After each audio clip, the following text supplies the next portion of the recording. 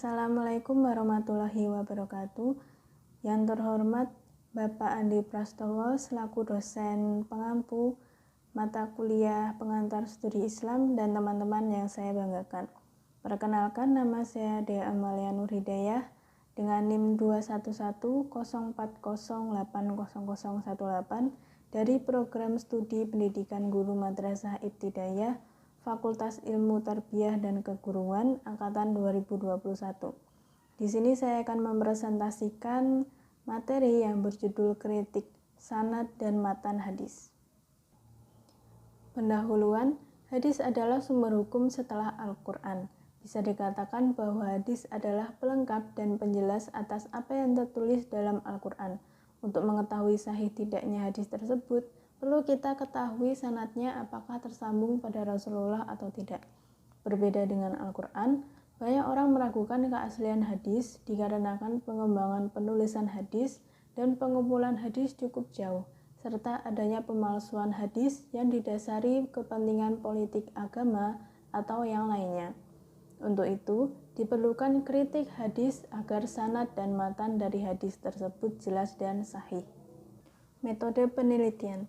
Penelitian ini menggunakan penelitian kualitatif dengan pendekatan studi pustaka. Penulis menyiapkan sumber-sumber data dan literatur berupa artikel, jurnal, dan website online terpercaya. Sumber data yang digunakan oleh penulis diakses melalui Google Scholar serta website online yang berbahasa Indonesia. Data yang sudah dikumpulkan kemudian dipilih dan dianalisis kesesuaiannya. Pembahasan pertama dari kritik sanad hadis atau kritik ekstern. Sanad adalah jalur matan karena periwayatan bertumpuan dalam menistibatkan matan kepada sumbernya.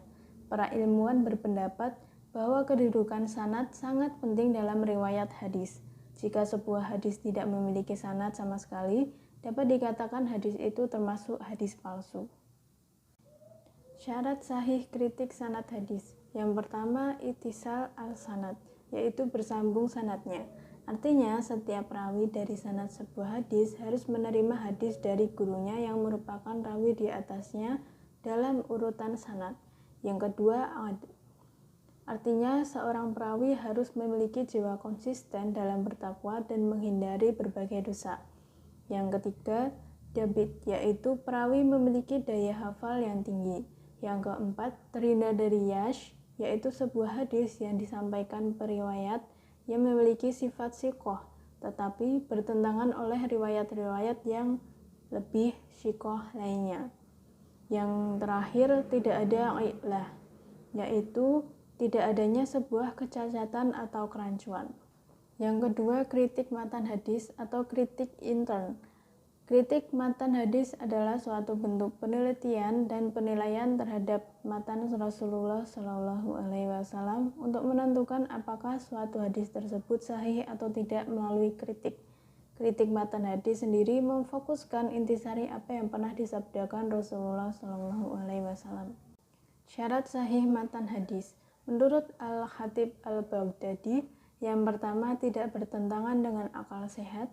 Yang kedua, tidak bertentangan dengan hukum Al-Quran yang hukumnya telah ditetapkan. Yang ketiga, tidak bertentangan dengan hadis mutawatir. Yang keempat, tidak bertentangan dengan amalan yang telah menjadi kesepakatan ulama salaf. Yang kelima, tidak bertentangan dengan dalil yang telah pasti.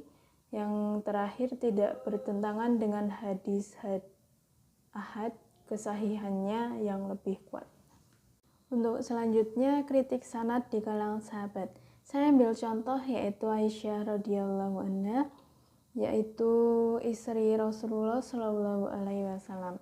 Hadis yang meriwayatkan bahwa Abu Hurairah berkata, barang siapa yang memandikan mayat, maka hendaklah mandi, dan barang siapa yang memikulnya, maka hendaklah berwudu.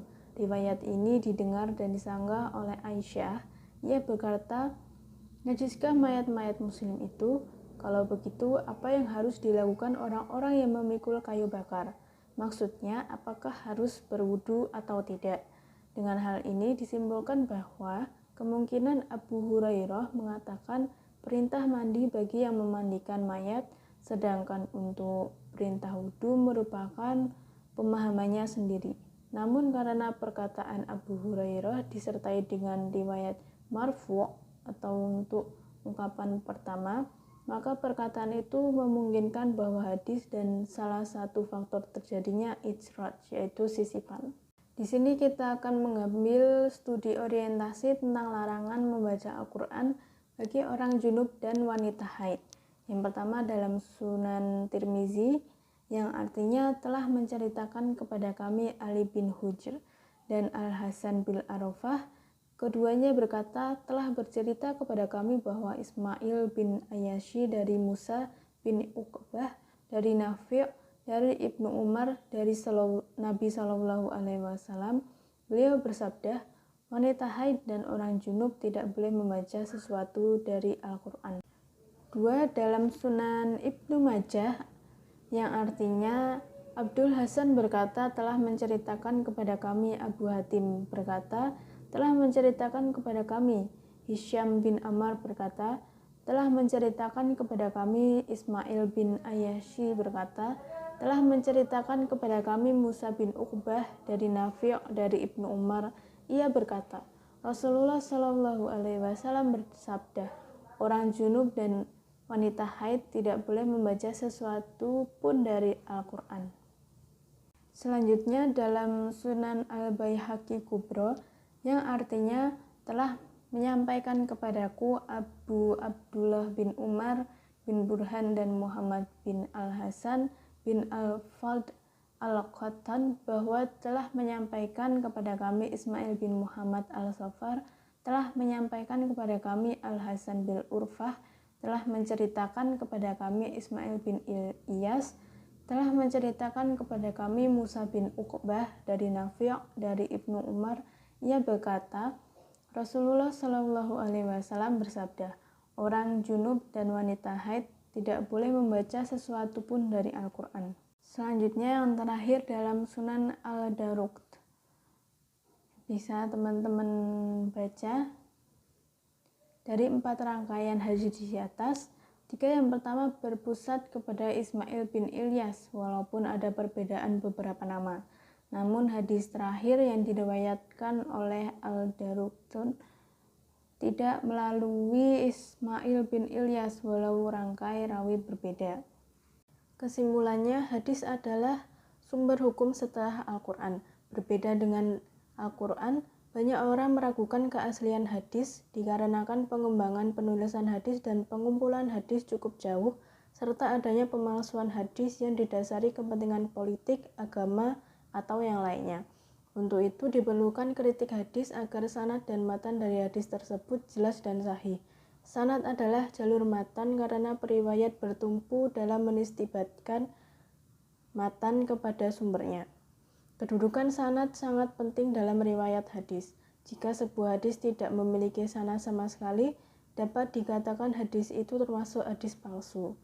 Kritik matan hadis adalah suatu bentuk peneliti dan penilaian terhadap matan Rasulullah Shallallahu Alaihi Wasallam. Kritik matan hadis sendiri memfokuskan intisari apa yang pernah disabdakan Rasulullah Shallallahu Alaihi Wasallam. Sekian materi kali ini. Bila ada salah kata atau informasi, saya mohon maaf. Semoga ilmu ini bermanfaat bagi teman-teman sekalian. Assalamualaikum warahmatullahi wabarakatuh.